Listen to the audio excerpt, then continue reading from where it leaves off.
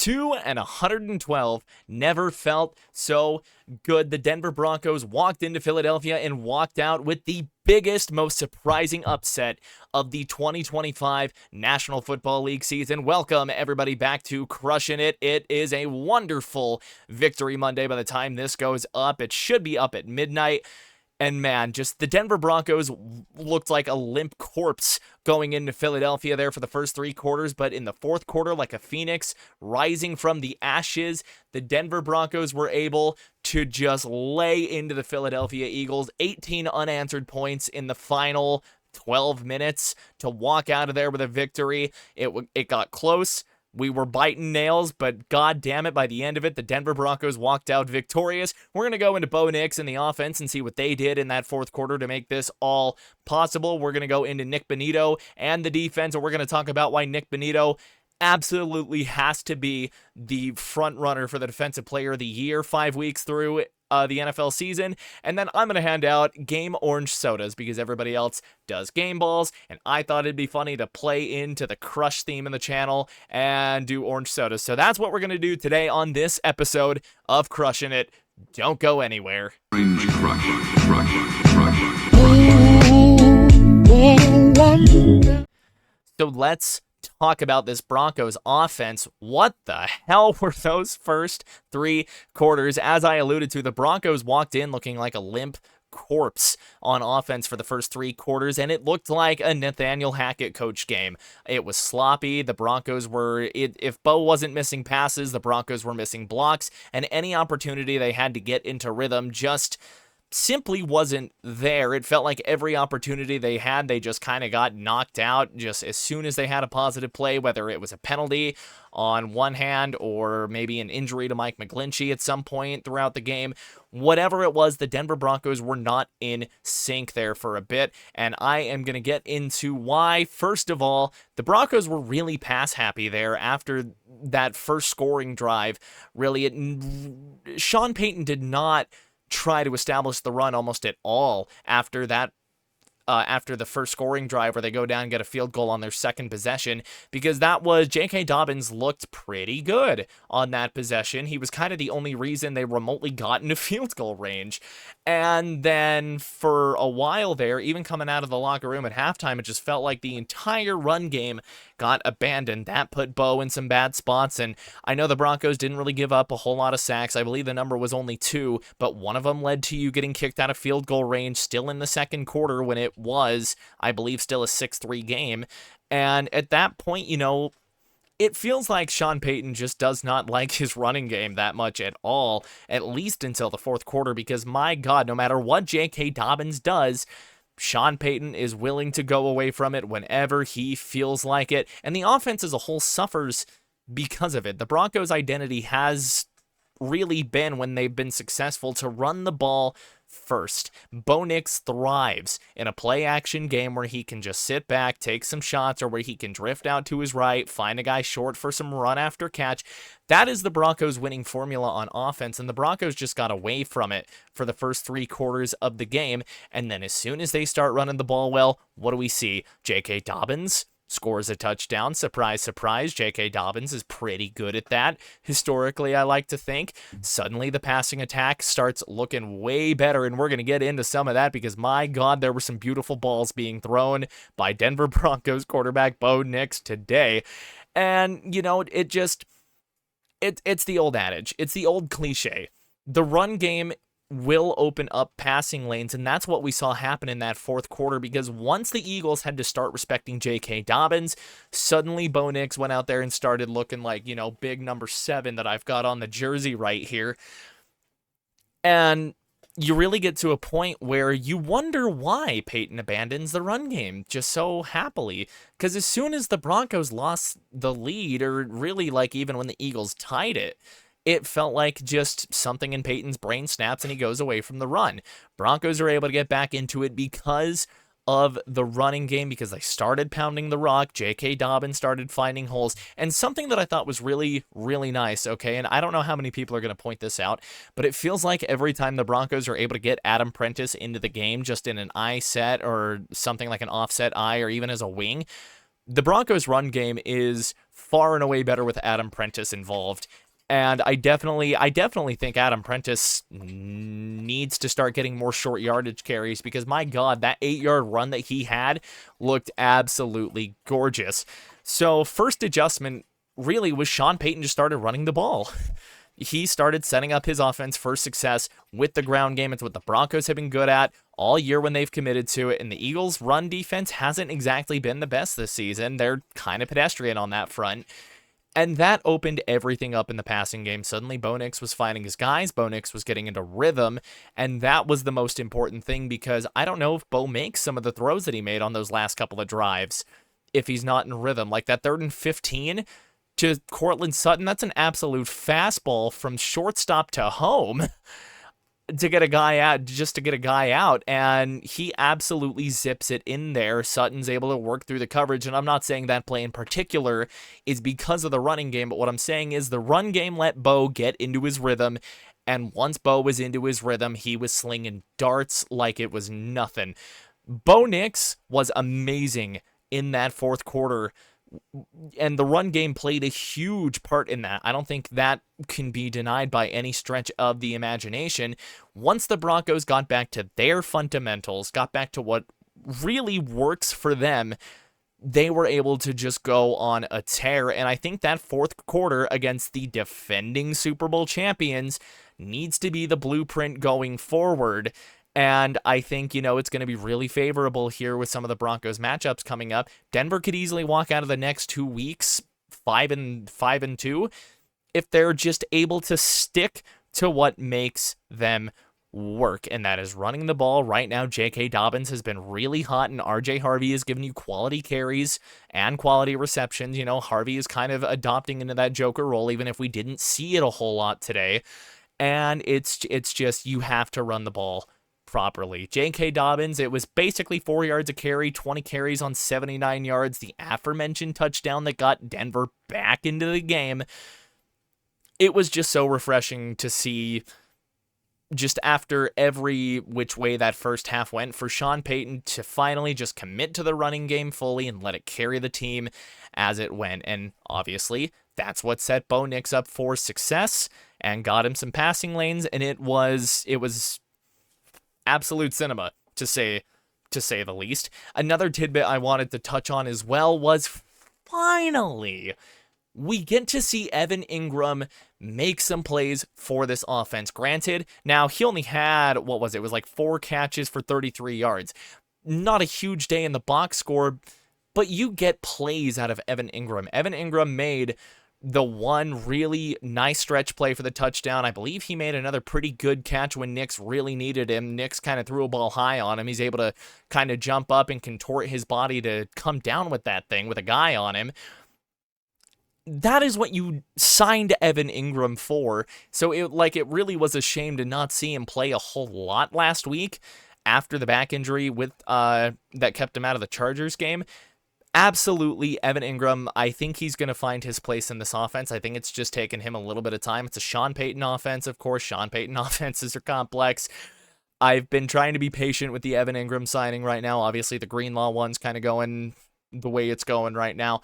But my goodness, it was so nice to see Bo and Evan Ingram just get some rapport, get some good reps in with each other, get the game winning touchdown. If you want to get real into it, obviously you had the 2-point conversion, and that was Sean's decision. That was a Troy Franklin catch. But seeing Evan Ingram just get off of the ground a little bit, to see him finally get some good reps going with this offense, absolutely refreshing. And I was so happy to see that for Mr. Ingram. Overall, I mean, the offense just needs to take the blueprint from that fourth quarter and run with it. And I mean that literally. J.K. Dobbins in this running game is what makes your offense tick. And if you can run the ball well, that's going to get you pretty far in January, and if you're lucky, into February. As of week 5, Nik Bonitto is the National Football League Defensive Player of the Year. 7 sacks through 5 games. he is on a ridiculous pace right now. That's roughly about a third of the season. And I mean, at this pace, he could be fighting for that NFL sack record. Of course, yet to be seen if he maintains this pace.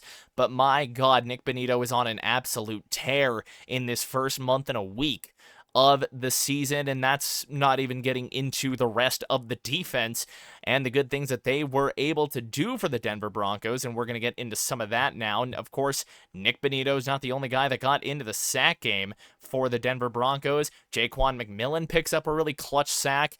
Later in the game, you've got Singleton and Uwazurike kind of picked up some ticky-tack ones just from Hurts running out of bounds. Who cares? Sacks all count the same. Zach Allen came in with a clutch half a sack right there with Bonitto's 2.5. Just an absolute clinic here by this Denver front seven. 6 sacks on one of the hardest quarterbacks to sack in the league, I'd argue, where you've got this Eagles offensive line that's as good as it is, and Jalen Hurts, who can move, who you routinely need a spy on. I thought the Broncos' contain lanes today, or like their rush lanes, were outstanding today. The Broncos really held containment on Jalen Hurts pretty damn well all game. Now, there's going to be some things that I'm going to pick at, of course, but against the best team in the league, I'd say it was a pretty good day defensively. You still only hold this team to 17 points, which is outstanding against a defending Super Bowl champion that has most of, if not their entire offensive core from last year that won them that Super Bowl and put a ring on the finger. I absolutely think the Broncos defense was up to the challenge today. I am going to pick into it a little bit, but first, obviously, I've been gushing about Bonitto. I'm going to keep doing so right now. Nik Bonitto is playing like the best pass rusher in the league, and nobody's talking about it. It still feels like nobody knows who the hell Nik Bonitto is, and he's been doing this for a couple of years now. Nik Bonitto has been slowly improving, and right now, the extension the Broncos gave him looks like just an absolute steal at the moment. $70 million guaranteed, that's it. $120 million with all the incentives. That feels like an absolute snag for the best pass rusher in the league. Yes, I'm saying it. I'm calling my shot. Nik Bonitto is the absolute best pass rusher in the National Football League as it stands. I thought Pat Surtain had a good game. Even the PI, I thought the PI on him in the first quarter or first half, wherever it was really ticky-tack. I didn't really see it. I know a lot of people really didn't see it. The game was officiated the way that it was. I'm not going to go into that right now, but I do think that PI call on him was a little suspect. But he was pretty much on A.J. Brown all day long, and how good did A.J. Brown do? 5 catches for 43 yards after the infamous tweet. After the tweet, and I'm going to get into some of the things I think that did to the Eagles' psychology today, because I think that was another huge reason the Broncos were able to win this game, especially late, because my God, I'd be shocked if we don't see a Saquon Barkley tweet sometime this week before Thursday night, because my God, if he doesn't get 25 carries against the Giants on Thursday night, oh, it's going to be a riot from Saquon. I almost guarantee it. That aside, though, defense did have its rough spots. Alex Singleton got torched on a huge Saquon Barkley touchdown, big receiving touchdown it was. Barkley just kind of absolutely wrecked him on like a double move kind of wheel route out of the backfield. Singleton bit really hard on the flat, and Saquon just accelerates way faster. No help on the back end there. So rough play there from Singleton. And then, Riley Moss was kind of getting picked on all day. He had that big 57-yarder that he gave up to Devontae Smith right before that Pat Surtain pass interference. So just a really bad sequence of 2 plays there. But I think overall, it was a winning effort, especially in the fourth quarter, going out and pitching a shutout the way you did, going out and just breaking the hearts of every Eagles fan that was in that stadium on that play. The Eagles were this close to completing that Hail Mary, and yet a Bronco DB, I believe it was Surtain or it might have been Brandon Jones, somebody was able to get their hand up in there and rip that ball away. No Hail Mary touchdown for you today, Philadelphia, because the Broncos defense came to play. The Broncos defense was the reason the Broncos were in this, really being completely honest here. because it was shaky. It was definitely, that bend don't break kind of defense that kind of, gives us all heart palpitations. But at the end of the day, they got the job done against likely the most talented offense in the league that just, for some reason, this year has not put it all together. And I'm excited to watch all the videos about this tomorrow. I am recording this at 9:53 p.m. Mountain Time as we speak, so I'm going to hear about all of this tomorrow when I go to work, and I'm sure Sirianni's taking heat for some of the way he was calling the game.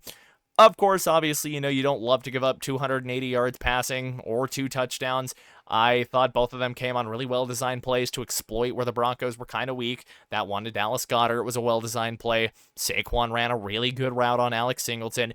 Really, outside of those big plays, though, I really think the Broncos defense played a pretty damn good game, because those 2 touchdown, or not the 57-yarder and then the big one to Saquon accounted for a good chunk of Jalen Hurts' yards. Obviously, you don't want to see that, but obviously the Broncos defense played a good enough game outside of those plays to make them. Okay, obviously they mattered, but in the grand scheme of things, it wasn't enough by the Eagles. The Broncos defense was able to step up massively, and of course, they pitched the fourth quarter shutout. Can't ask for anything better there. I really thought they were going to have to force turnovers to win, and it definitely looked like that at some point in the game. Talanoa Hufanga almost had a pick 6 that he dropped, which was just kind of one of those groan moments, because you saw the momentum, or so we thought, just fall out of his hands.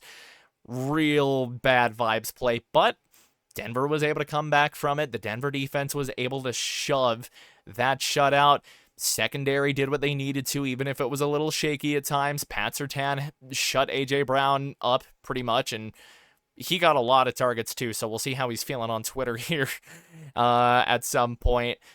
Broncos defense played really well. Now, the rush defense, I'm going to touch on this real quick, didn't really get a whole lot of opportunity, but they didn't really allow a whole lot. I mean, 6 for 30 for Saquon. It's 5 yards a carry, but 17 of that was on 1 carry. So outside of that, he's 5 for 13, whatever. A.J. Dillon, longest run was 9, 2 for 12. Jalen Hurts, like I said, didn't run the ball almost at all. And the crazy part was really, Hurts has ran the ball a lot this year. And then Shipley had the 1 carry for nothing. Eagles did not play to their strengths. And that's the thing. And that's what won the Broncos this game, as they made the adjustment in the fourth quarter to play to their strengths, while the Eagles did not. The Eagles should have been running the ball down the Broncos' throats in that fourth quarter, and they simply didn't.